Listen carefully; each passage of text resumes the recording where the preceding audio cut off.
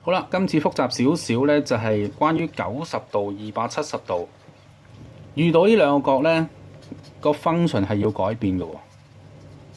第一步你要轉 function啊，要變。咁點樣變咧？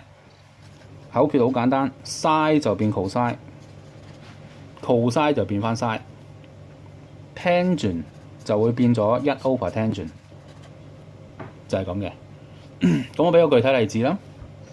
sin 90度減 theta 等於乜嘢咧？咁嗱呢嚿嘢咧 Form 3學過嘅，咁如果你記得就學最好啦。如果唔記得唔緊要，我哋用翻口訣啊。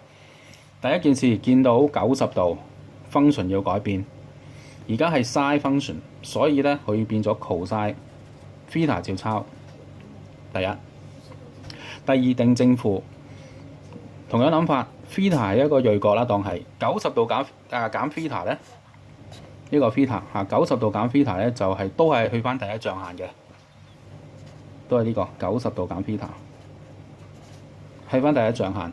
咁第一象限咧，所有 function 都係正嘅，所以咧而家嘥一個角喺第一象限嘅角，咁所以咧都係正數，出嚟個結果都係正數。呢度唔需要加正，唔需要加負號，咁所以咧嘥90度減 theta 咧就可以推論到咧係 cosine theta 啊。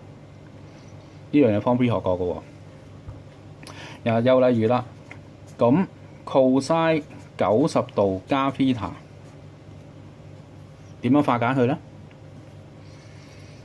都係嗰兩步啦。第一步定 function， 點定 function 咧？睇下呢度啊，90度咁 function 就要變咯喎。function 點樣變啊？而家 cosine 緊嘅，咁就會變咗 sin 咯。而家 theta 照抄。好啦，跟住嗰點咧，好多同學會搞錯嘅，小心啲喎，小心啲聽喎。好啦，而家咧就嗰個角咧係90度加 theta， 咁 theta 當然喺度啦。咁90度加 theta 咧就去咗呢度啦。呢個角咧就係90度加 theta， 就去咗第二象限咯喎。嗱，小心啦，第二象限咧 CAST 就 S 先係一個 positive 嘅 ，OK？ 咁好多同學睇到呢個 sin 就諗住 positive。就諗住呢個係加，錯。你應該睇翻最原初呢一個 expression。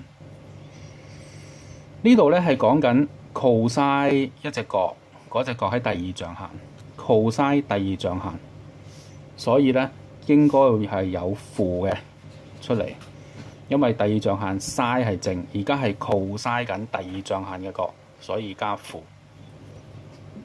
永遠都係睇翻原初呢一個 expression 嗰個 function， 唔係睇結果個 function， 係原初個 function。呢度特別留意喎。嗱，俾多個例子啦 ，tangent 270度減 theta。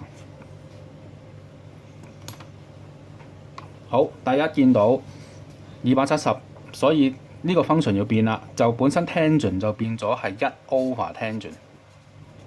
咁而家 theta 咧寫翻 theta 喺度。